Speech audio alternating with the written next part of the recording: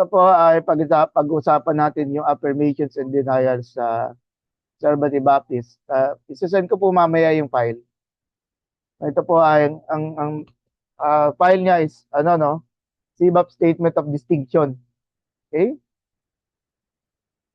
So, ang title, CBAP holds an historic, kinopy-paste ko lang po ito no, galing sa document. Concerning baptism and the gifts of the Holy Spirit and stands distinct from those movements rather, that are characterized as Pentecostal, Neo-Pentecostal, or Charismatic. Baptism of the Spirit happens the moment the person trusts in Jesus Christ as personal Lord and Savior. Conservative Baptists reject the view that speaking in tongues is evidence of conversion. On the contrary, they, referring to Conservative Baptists, regard speaking in tongues as least among the spiritual gifts. They do not subscribe to public healing meetings, no, and excessive body movements in worship service. Convinced of the preeminence of Scripture in shaping the theology and practice of the church, the Conservative Baptists do away with biblically questionable practices like being slain in the Spirit, prophetic visioning, and holy laughter.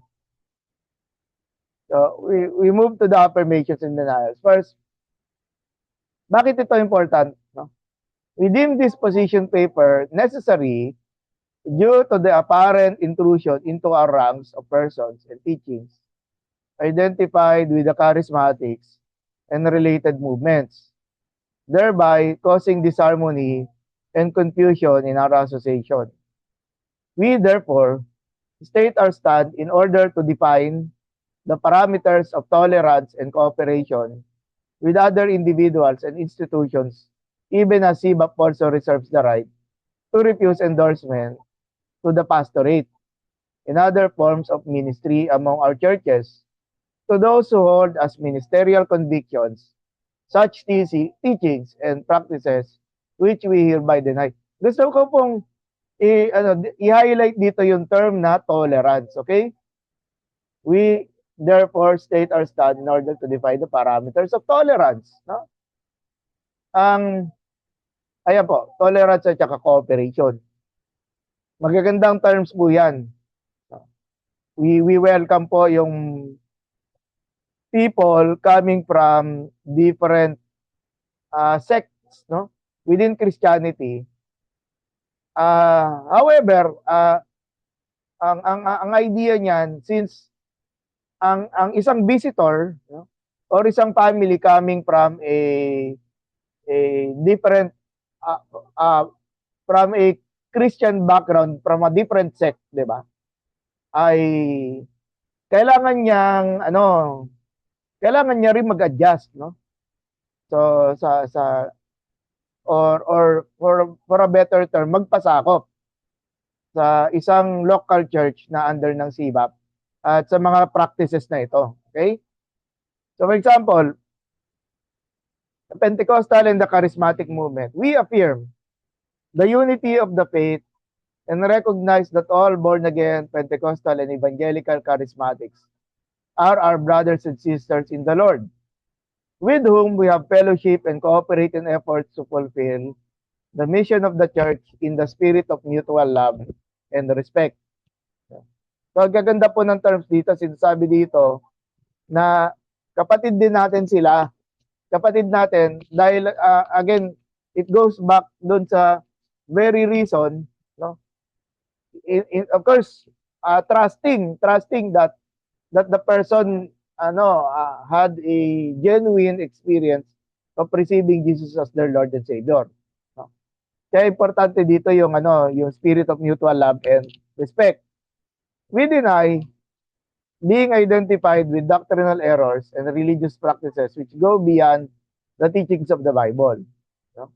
We decry the aggressive and the discriminatory teaching that those who do not manifest the same evidences and do not practice the same behavior as theirs are less spirit-filled and spirit-led. In other words, kung ang mga kaibigan, kapatid natin sa Pentecostal organization ay nagpa-practice ng spiritual gifts na naayon sa kanila. Hindi po ibig sabihin nito that they are more spiritual, no? They are more spiritual than us. Ano pa? We confess to instances in the past when we have not shown the proper attitudes of love and respect. Alam niyo, nung pinrame ito, itong affirmations and denials na to, it is good na merong yung confessional statements, kagaya nito ay pagpapakita ng humility, no? That there are disagreements in the past, or we should say yung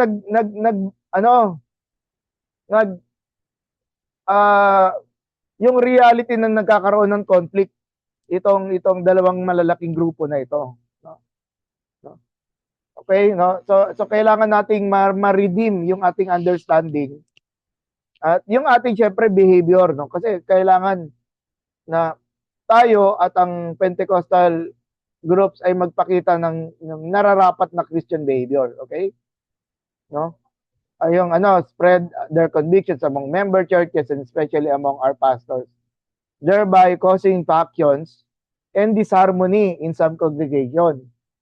We also confess that we may have been deficient in laying the solid theological and biblical foundations in our training programs. Pero we're trying our best naman. Kaya nga tayo merong mga ganitong lessons na sinasagawa online, no? Nandun pa rin yung pagsisikap natin na na may tama yung ating pamumuhay at maging yung pananalita natin at yung maging yung isipan natin tungkol sa ibang Christian groups, di ba? Now about the person of the Holy Spirit. We affirm our belief in the Holy Spirit as the third person in the one God. The third, we mean a simple number, not a ranking factor. Na first position, si Father, second position, yung Son, which is lower than the Father, at pinakamababa yung Holy Spirit. Hindi ganun yung understanding natin, okay? We affirm that while the word pneuma is neuter, the common visible symbols is being the dove and fire. The Bible refers to the Spirit in the masculine as a person, a distinct substance. No? Now, we deny any reference to the Holy Spirit as the force or the power which makes him less than as person, as well as the error of ranking him as subordinate to the Father and Son. So, ang belief na ito, no, ay sa Jehovah's Witness, okay? Kasi yung pag-review ko ng doctrine ng Jehovah's Witnesses rather, ang parent na doctrinal tradition na sinusundan nila is kay Arius. Okay? Yung Arianism, which is yun din yung sinundan ng Iglesia ni Cristo. Yung Arianism, okay? So para sa atin, no? Hindi natin tinitingnan ang Holy Spirit as a simple force, okay? And then we confess that in the past, as a reaction to the charismatic movements, excessive emphasis on the Holy Spirit, we neglected, to our loss, the proper perspective on the Spirit-given wisdom and empowerment for Christian life, ministry, and witness. Okay?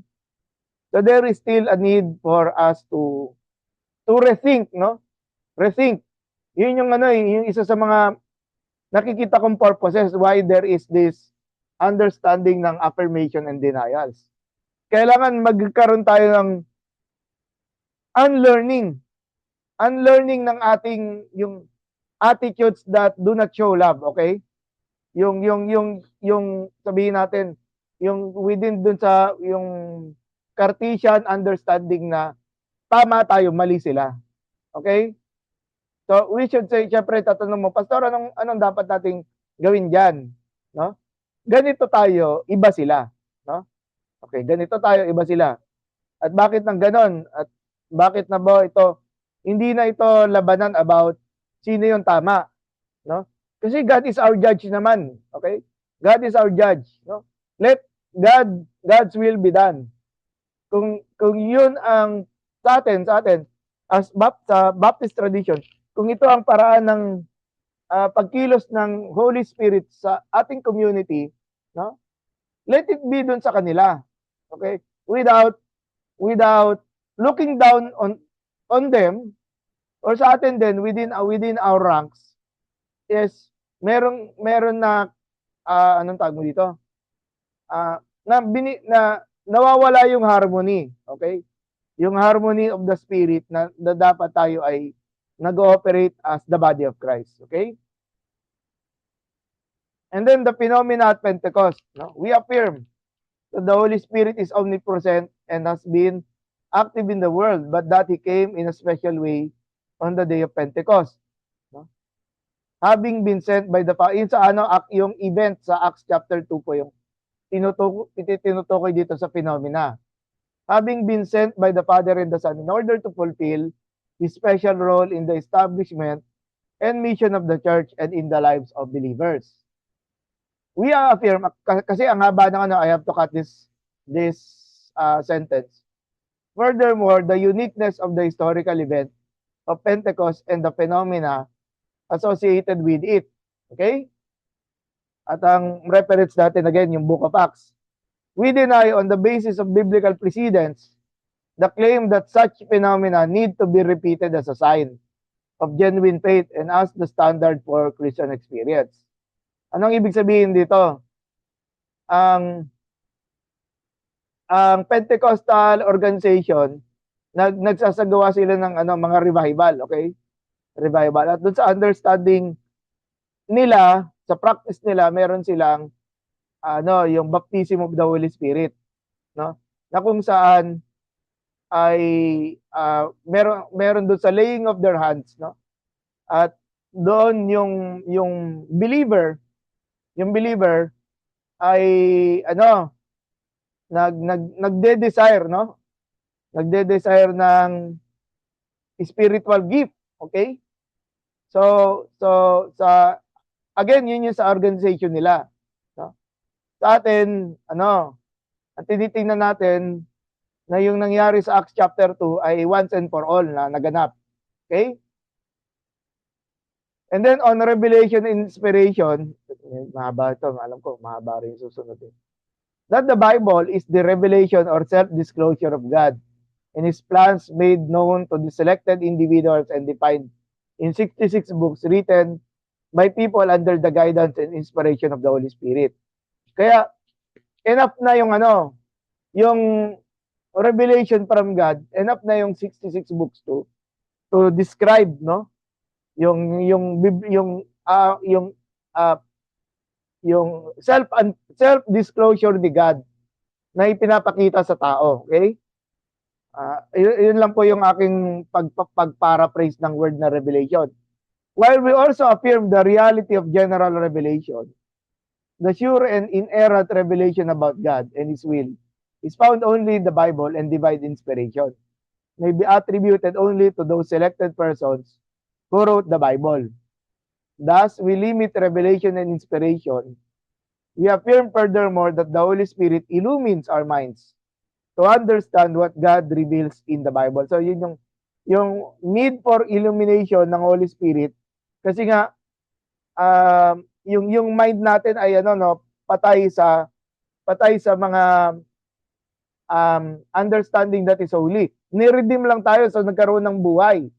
But in other words, sa harapan ng Diyos, when we read the scriptures, para tayong lahat bata. Para tayong lahat ay looking at scripture again for the first time, no? Ganon. So kailangan natin ng illumination para nang sa gayon, yung gustong ipahiwatig ng Diyos sa atin, mangyari whenever we read the scriptures. We deny any need for any extra biblical revelation, whether written or spoken modes, often classified as visions, words of wisdom or knowledge, or prophecy, and experience-based theology that does not harmonize with the teachings of the Bible. Na hindi ko na kailangan explain, actually nandiyan na, no? Thus, we deny continuing revelation and we advise against the careless and theologically unsound usages of these related terms. So yung yung may magpa-prophesy. Anyway, we deny furthermore the validity of illumination which departs from the harmony of the scriptures and finds no solid support from the community of faith. So ang pinag-uusapan dito yung discernment, no? Yung concept ng discernment. Paano ba natin makikita or matitimbang kung yung mensahe na yun na ibinibigay ay talagang galing sa Diyos, no? Kaya kailangan natin talaga as mga workers of Christ, no? Kailangan talaga properly ma-educate natin yung yung ating local church, yung community. Kagaya ng yung sa Book of Acts, yung the Bereans, no? Nung dumalaw si Apostol Pablo sa Berea, no? Yung kanyang mga Jews na inabot, hindi sila nakinig lang. Talagang they yung binalikan nila yung yung scriptures to confirm, no? To confirm that what the Apostle Paul was saying was truthful, okay? So yun yung attitude na hinahanap natin dito, 'di ba? Tapos now with the baptism with the Holy Spirit, we affirm that Jesus Christ himself baptizes with the Holy Spirit in the similar way that John baptized with water. Yung statement doon na I baptize you with water, but here comes after me someone who will baptize you with fire, Holy Spirit and fire, no? The Lord initiates individual believers into the body of Christ through the instrumentality of the Holy Spirit. We also affirm that Christians are commanded to be filled by the Holy Spirit, Ephesians 5:18. But each believer is baptized with and indwelt by the Spirit at conversion, okay? So yun yung understanding natin with regards dun sa yung yung sabihin natin by faith na ginawa ng Holy Spirit during the time that we receive the Lord Jesus Christ. Okay? We deny on the basis of the biblical precedent and the testimony of history that baptism with the Holy Spirit is an experience subsequent to salvation or as a second blessing, and that speaking in tongues and or prayer language is concomitant with spiritual baptism. Okay? So hindi na ito tinitingnan ng Baptist na community as as necessary. Okay? Now, gift of the Holy Spirit. We affirm the gift of the Holy Spirit wherein the Spirit himself is the gift to everyone who believes in Jesus Christ.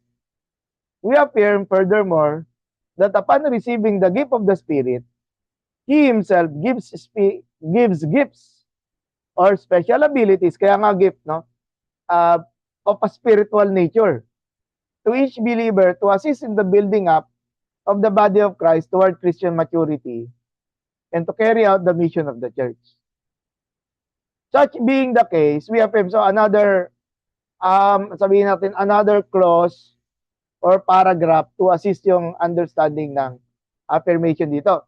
We affirm that spiritual gifts are dispensed sovereignly by the Spirit according to His purpose, indiscriminate of gender and rendered valuable when exercised with love or the fruit of the Spirit.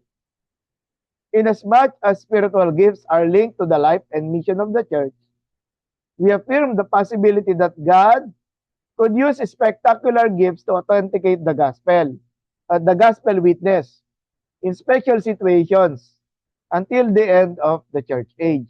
Teka lang. May typographical ako dito.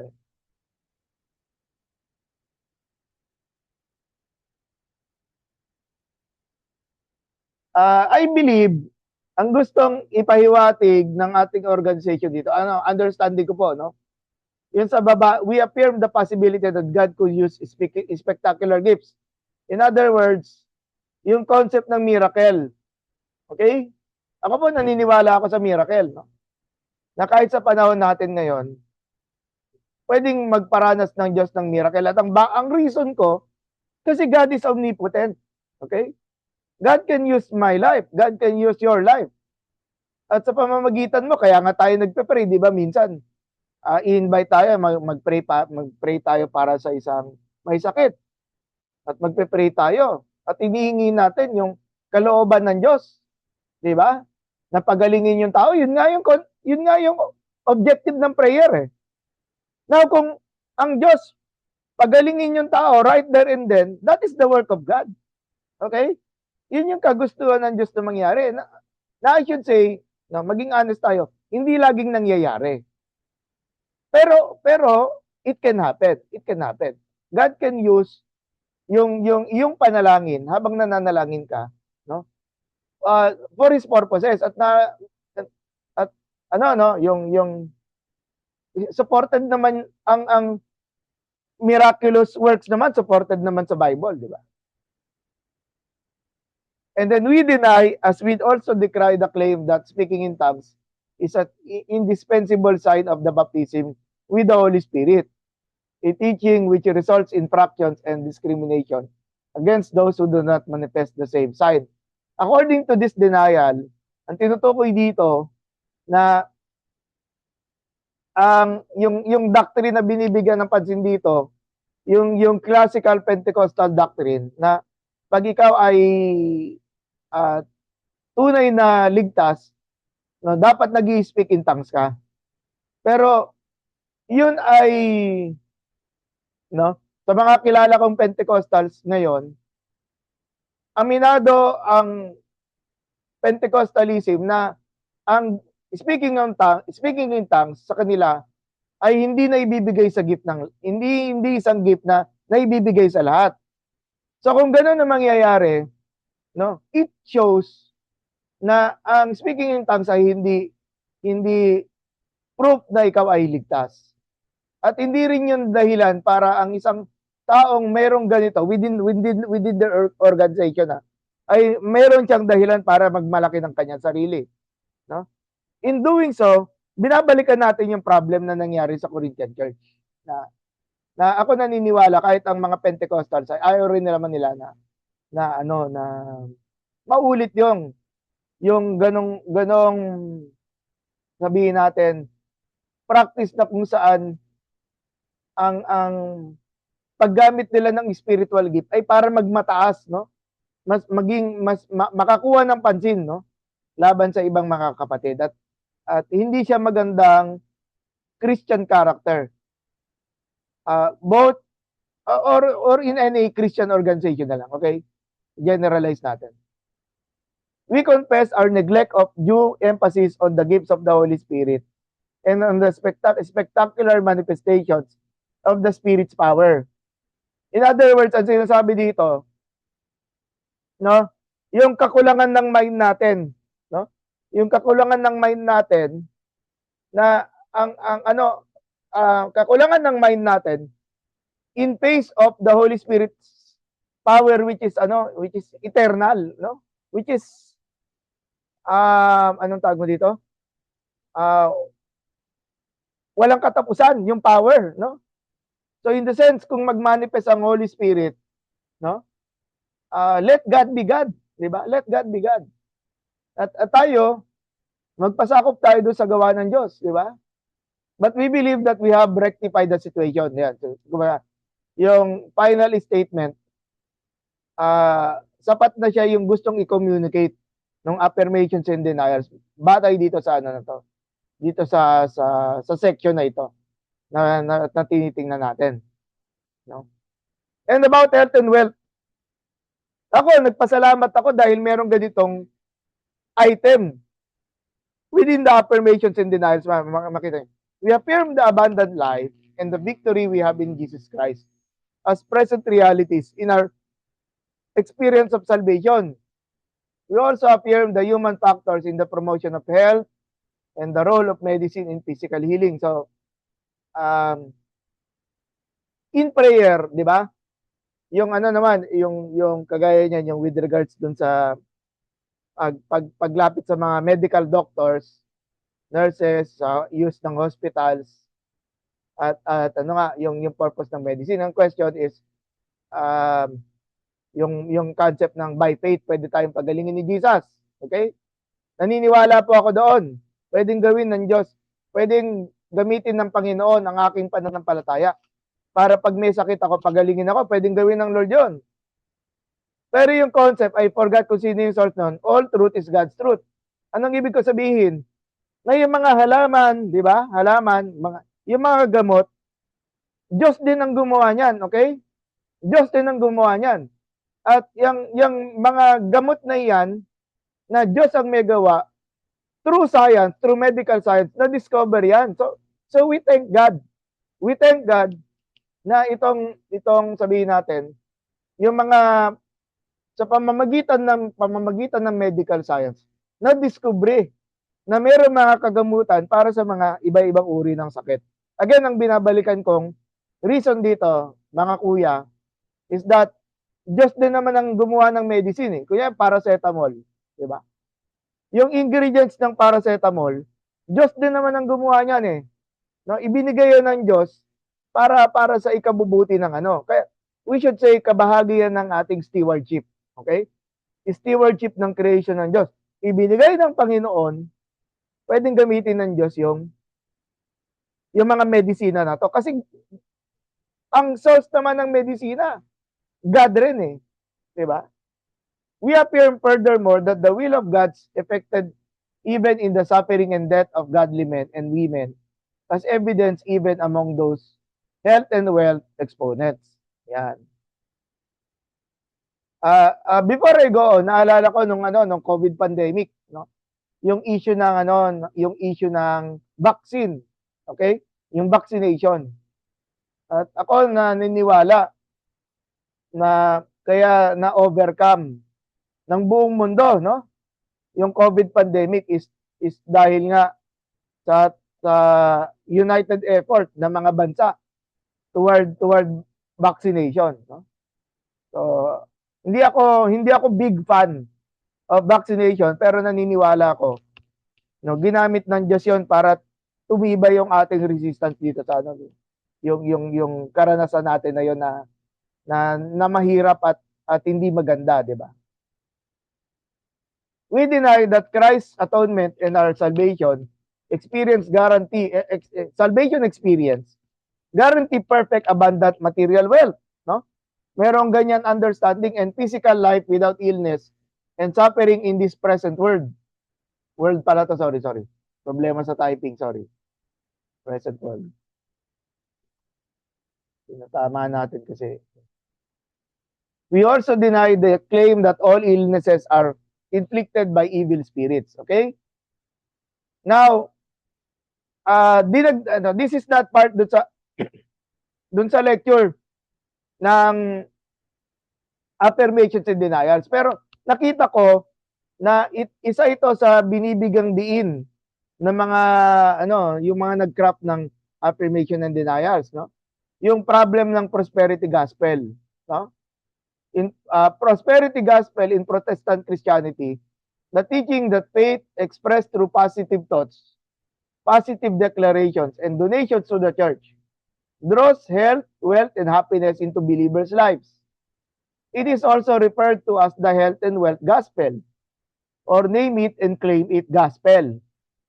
Central to this teaching are the beliefs that salvation through Jesus Christ includes liberation from not only death and eternal damnation, but also poverty, sickness, and other ills. Adherents believe that God wants believers to be richly blessed. Yan yung nakikita nating problem. In this life, and that physical well-being and material riches are always God's will for the faithful. So nagkakaroon na naman ng looking down, no?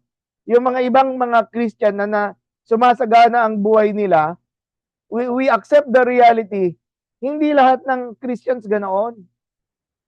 At yung mga Christians na sumasagana ang buhay nila, they look down na mababa ang pananampalataya, no? Na kaya hindi kayo yumayaban kasi mababa ang pananampalataya nyo. Yun yung parang gustong sabihin dito ng prosperity gospel. Kaya parang ang nangyayari ngayon, ano ang tungkulin ng believer? Magbigay ka ng magbigay, no? So nagiging mukhang pera ngayon yung ano, no? Yun yung real reality ng ano ng churches na nakapaloob sa prosperity gospel. Nagmumukhang pera yung ano, yung pastor, no? Nagmumukhang pera at bakit nagmumukhang pera? Kasi sa understanding ng kanyang teaching, siya yung dapat unang makita na nananagana yung buhay, no? Maging clear tayo, mga kuya. Hindi masama yumaman, okay? Hindi masama yumaman. Hindi rin masama na manalangin na, Lord, payamanin mo ko. Hindi, kasi nga, di ba? Makita natin na pag tayo ay binless ng Lord, nakakatulong tayo, di ba? Hindi tayo laging umaasa sa local church, nakakatulong tayo. At pag tayo ay may sasakyan, di ba? Madali nating naabot yung mga kapatid pag nagdadalaw tayo, di ba? Kaya maganda na merong resources. Pero hindi tama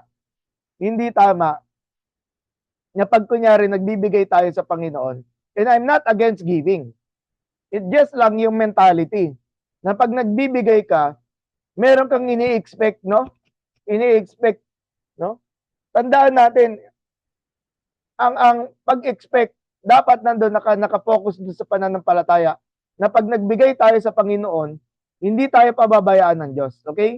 Hindi tayo pababayaan ng Diyos. No? Pero sometimes yung pagbibigay, masakit siya kasi kita natin yung pangangailangan natin. Pero nagbibigay tayo dahil mahal natin ng Panginoon. Ang objective ng giving is our love for God, yung pagmamahal natin sa Diyos. Ang problema sa prosperity gospel is that yung people within the prosperity gospel are expecting too much na ibibigay ng Lord for them para sila ay yumaman. Yun yung pero I believe, alam niyo na ito, hindi ko na kailangan i-explain to ng maigi. No? Still on prosperity gospel, illness and poverty are seen as curses. The true atonement, na parang bang ang idea. May sakit ka, kaya ka nagkasakit. Siguro may kasalanan ka. Eh, anong dapat mong gawin? Dahil may ano yun, yung source ng pagkakasakit ay kasalanan. Kailangan i-repent mo yan sa Diyos. Okay? I-repent mo yan para nang sa gayon ma-experience mo yung healing ng Diyos. Pero let's face it, kahit na humingi na ng tawad, merong mga tao hindi pa rin talaga gumagaling, di ba? At yung statement ni Apostle Pablo, to use it, 2 Corinthians 12 yata yon. Yung sinabi doon na may grace, sinabi ni Jesus kay Apostle Pablo nung sa kanyang pagkakasakit that he was pleading to God for him to heal him. No? Ang term doon, yung thorn in the flesh. No? At ang sabi ni Jesus Christ sa kanya, my grace is sufficient for you. No? So biblical yon na hindi lahat ng sakit sa pamamagitan ng panalangin ay pwedeng pagalingin ng Panginoon. No? So prosperity gospel has been a significant influence in Christianity since the early 20th century and has continued to grow in the 21st century. At wag po tayo magpo-point ng finger sa Pentecostals, no? Kasi kahit po may mga Baptist churches, no, naniniwala din sa prosperity gospel na kailangan itama ang understanding. And then on the section na health and wealth, we confess the need to correct our tendency to rely solely or instantly upon human health provisions instead of seeking physical and psychological healing from God. So, mahalaga mga kapatid, at pag meron kayong mga medical doctor at saka nurses o kaya dentist sa loob ng church, ay salamat sa Diyos, di ba? Kasi blessing din sila para sa ating community. Naalala ko ang Pastor Ronel when he was alive. Kasi ang Victory Christian Church noong time na yon, bali nagme-medical missions pa rin pala sila, no? Yung recent medical mission ay sa Kapul, Samar, nitong June. At praise God, dahil sa pamamagitan ng medical mission, nagagamit ito for outreach, no, for bringing the local, yung pagbibigay ng magandang testimony sa local church. Okay? Sige, let's move forward. About signs and wonders, we affirm that we are living in the last days and that the church is experiencing a harvest of souls, often catalyzed by unusual signs and wonders and the phenomena of God's miraculous intervention. So, I believe naman yung mga kausap ko dito, we affirm yung miracle. At again, that is part ng yung layunin ng Diyos to to show the glory of God, no? Papunta pa rin siya sa evangelism and missions, no? Hindi lang ito pag yung kagaya sa nangyari sa John chapter 6, no? Na pagkatapos magpakain ni Jesus, mali ang understanding ng mga kababayan niyang Hudyo nung time na yun, gusto siyang gawing hari, no? Parang yun, yung dahil nga parang ang ministry ni Jesus naging ministry ng magic, no? So, again, this is a correction, no? Sa ating part. We deny that God accomplishes purposes and manifests His presence only through the phenomenal signs and wonders. No? Pwede rin kumilos ang Diyos, ang Holy Spirit, kahit na wala ng mga supernatural event. Okay? We also deny the validity of some claims of signs and wonders, since evil principalities, deceivers, are also capable of producing counterfeits. We confess to the error of limiting God from performing signs and wonders, as we also decry the error of limiting God to performing signs and wonders. So, ang binibigyan nating pansin dito, yung balance. Yung isa, kulang sa understanding, nililimitahan. Ay, wala na yung miracles ngayon. Yung kabila naman, sobra naman ang miracles. No? So ano naman, unlimited. Unli miracles naman. So, God is a God of order. So, kailangan makita natin yun from that perspective. And then, spiritual joy and vitality. We affirm the joy of the Spirit and the freedom, creativity, spontaneity, and vitality in worship expressions. So, ito ay inaalaw, no? At kaya nga every worship service, binubuksan natin ng songs, no? Songs of joy. We deny the need to impose certain activities as standards of Christian worship. No? As in the clapping of hands, actually, no? Pero ang tinutukoy dito yung activity. Dancing, certain forms of praying, and other apparent expressions of joy. We deny, as we also decry, the error of laughing in the spirit and other disorderly noise and actions accepted by some as evidences of spiritual joy in worship. We confess the need to rectify the fact that we often, equate traditional and sedate forms of worship with spirituality, and that we have been bound to traditions which set unnecessary limits and reflect extremes of convictions devoid of biblical foundations. In closing, cite ko yung sinabi ni Marco Antonio de Dominis, 17th century, in essentials, unity. In non-essentials, liberty. And in all things, love. When we say in essentials, ano yun? No? Foundational truths. Non-essentials, differing interpretations of practices. And in all things, charity in discussions at saka disagreements. Ayan, mga kuya, yan po yung pag-aaral natin tonight about affirmations at saka denials.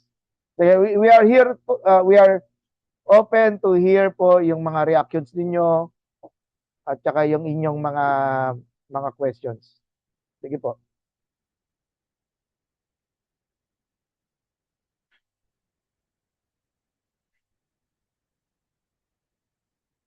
Yes, Pastor Ramon. Sige po.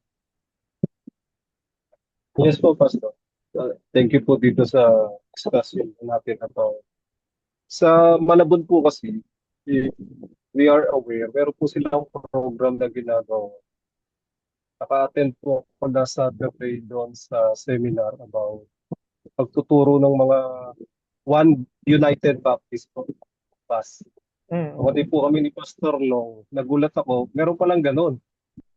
One United Baptist. Ibig sabihin po, lahat ng mga Baptist na nagkakaisa, nagkaisa sila sa isang gawain na magtuturo sa DepEd sa mga schools about values education. Ah, Yes, yes. Oh, maganda po yung project. Nagulat po ako kasi meron palang ganun, One opo, opo. Baptist.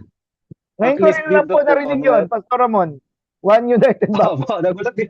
Ngayon ko lang narinig. One Opo. United Baptist. Sa Gentry Pass, nagulat po ako. Bakit sa Gentry lang? Tanong po sa sarili ko. Bakit hindi siya magawa sa iba't ibang panig ng bansa natin or probinsya? But sa Gentry, united po sila na nakakapasok po sila sa mga schools na mayroong memorandum of agreement between the government and Mm. LGUs na pinapayagan yung mga Kristiyano, yung mga nagkakaisang Christians to teach. Meron po sila talagang time na binibigyan. So maganda po pas dito na discuss Opo. nyo sa amin na talagang possible po kung magkakaisa lang po talaga. Opo. Thank you po. Opo. Thank you, Pastor Ramon. Ah, yung ano, yung campus ministry na kung saan ang approach, kagaya ng sabi ng Pastor Ramon ay ano, ay values.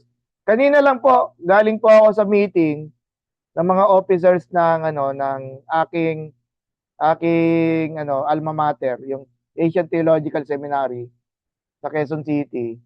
At yung isa kong kamanggagawa doon, no, ay sinasabi niya nga na right now, hindi po siya Baptist, no? Pero right now ay nagkakandak siya ng ano ng campus ministry. Okay. At ganoon din ang approach din po ay values, values po. Sige. Thank you Pastor Ramon. Sige, ang iba po, inyo pong reaction, yung bago ninyo natutunan.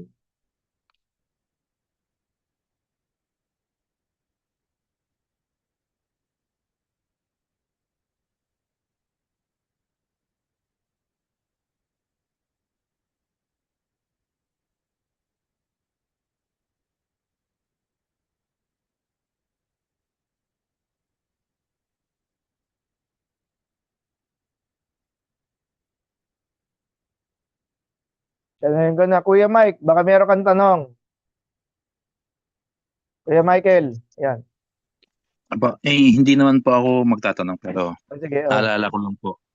Ewan ko kung naandun na kayo. Naalala ko nung bata pa ako. May asawa na rin naman.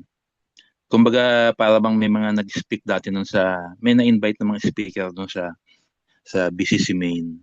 Mm. Yung parang prosperity gospel tingin kung titingnan ko ngayon parang prosperity gospel, name it and claim it.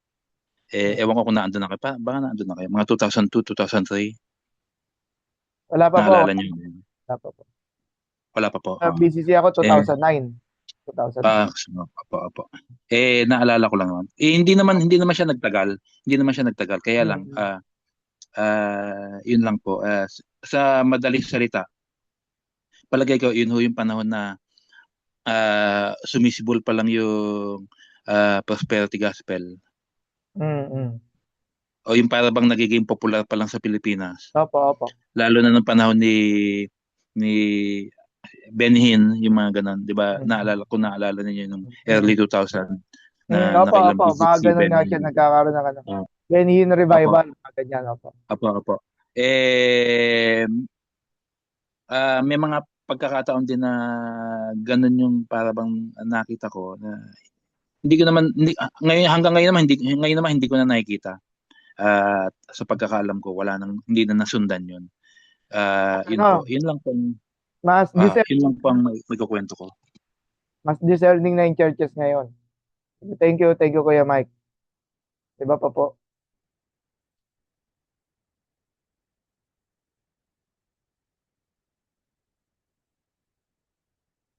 Sige po, yan. Oh. Eh, may follow-up po Ah, yung lang po, opo. Hindi naman po follow-up question pero gusto ko lang din po i-qualify. Baka naman magkasala ako na nagsabi na nagkaroon silang invited na speaker na gano'n. Pero yun din po in the context din po na nung panahon na yun nagfa-fundraising para po doon sa may mga kailangang bilhin sa simbahan, palalakihin yung church building. Kaya po alam ko na may mga ganoong mga ah, moves na ginawa yung BCC Main. Hindi ko naman sinasabing gusto ko lang i-contextualize na yun yung pagkakataon na yun. Ah, Meron pong ginagawa na fundraising. Yun po. Opo. When we say fundraising naman, Kuya Mike at mga kapatid, ganyan din naman doon sa Book of Haggai eh. When you look dun sa yung pangangaral ni Propeta Haggai, no? Ang tawag mo doon, hinihikayat niya yung mga kababayang Hudyo na tulungan yung wag nilang pabayaan yung pabayaan yung templo, yung second temple, na kung saan kung kayo ay pinananagana ng Diyos, di ba? Wag nyo, isama nyo naman ang gawain ng Panginoon. So I believe siguro mas i-center natin dun sa perspective na yon. Pwedeng gamitin ng Diyos yung mga teacher. Anyway, sige, John Adel, sige po. Ay, tanong ko lang po, yung consubstantiation, di ba? Hmm. Sa Lutheran po yun, di ba? O mali Opo, po? opo. Opo, sinusundan din po natin. Yes, yes. Ay, Consubstantiation, sige. yun din po ba ang kumbaga, or iba-iba rin po tayo sa Lord's Supper? Kasi ang talagang difference dito is between the Catholics and Protestants. Okay? Catholics at saka Protestants. Tayo nakikita natin ang sarili natin bilang mga Protestant. Ang hindi lang ako sigurado sa Anglican Church kasi ang Anglican Church, no? Yung practice niya ay Roman Catholic pa rin pero humiwalay siya sa leadership ng Pope, no? Hindi ako sure, siguro kailangan i-review ko 'yon kung ano yung understanding ng Anglican tungkol sa Lord's Supper. Ang guess ko, transubstantiation, to kapareho ng Catholics. Pero tayo ay within the Protestant tradition, no? Kahit na ang roots natin, pag tinignan nyo, babalikan na yung Anglican. Pero consubstantiation tayo. Yung memory, yung pinakamahalaga doon yung memory. Ginagawa natin, hindi yung ostia ay nagiging physical and actual body ni Jesus Christ, hindi. Kung hindi tayo ay ginagawa natin yon, no, ostia pa rin siya or bread pa rin siya, walang pagbabago, pero sa puso natin, yung ating activity is ginagawa natin siya as ordinance, no? Sa ordinance. Nalito lang sa upas kasi parang pagkakatanda ko po, yung consubstantiation po, kay Luther, tapos kay Zwingli ata tayo nakaano po kaya parang medyo Zwingli yan yung natin, more on sa Lord's Supper. So parang kaya po yung memorialism yun po ang nasa yung pagkakatanda ko po sa opo. So parang kaya po nalito lang po ako.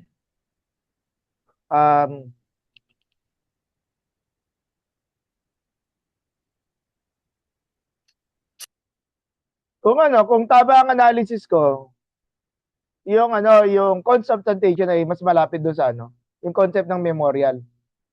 Pero yung kay Zwingli, hindi ko pa kailangan ko pang i-review yun no? Hindi ko pa Well, you may be right, no? You may be right. However, sa ano yung tawag mo dito? Siguro ang nakita ko lang doon talaga yung dalawang yon. Transubstantiation at yung consubstantiation. So, nahirapan pa ako i-pronounce. Yung idea ng substance, no? So, yung concept ng memorial. Ay. Hello. Atas may isa pa po pa. Of course, sige. Yung sa po, di ba parang charismatic ang natin, Pero nung tinitingnan ko po yung the way natin ni ano, i dun sa sa dinideny natin tsaka sa ina-affirm natin. Parang I I think di ko masabi no, pero ano nga po siya, medyo balanse yung tingin. Kasi may mga stand din po ako na tingin ko parang hindi rin maganda. Which is yun po yung ina-affirm natin. Gaya yung mga, ano yung slain in the spirit po na Mm, yung mm. marami po kasing ganong churches. Tapos yung tumatawa. Oo, oo. Opo, so parang medyo kasi ako po kasi kaya po medyo nagkaroon ng parang ano matawag doon yung hindi po masyado akong nag-i-stand sa ganun. Kasi galing po kami sa ano dati, sa ibang church. Tapos tinanong ko po dun sa kasama ko, sabi ko sa kanya, sabi ko, Kuya, sabi ko, yung ginagawa ba nila, ano, nila pastor sa harap? Sabi ko, paano po yun? Sabi ko. Sabi niya, ay, speaking of tongues, sabi niya, ano yan? Tawag yan, natututunan yan, sabi niya. Pero Mm, meron na po akong ano, although hindi pa ganun kalino yung ano ko sa Bible, tsaka yung mga stand ko before. Kasi bata pa mm, po ako noon eh, mm, mm, 2008. Pero parang sabi ko naalala ko sa scripture ang sabi, nung bumaba yung Holy Spirit, doon sila nag-speaking of tongues. Kaya parang naano ko na sabi ko, bakit sabi tinuturo?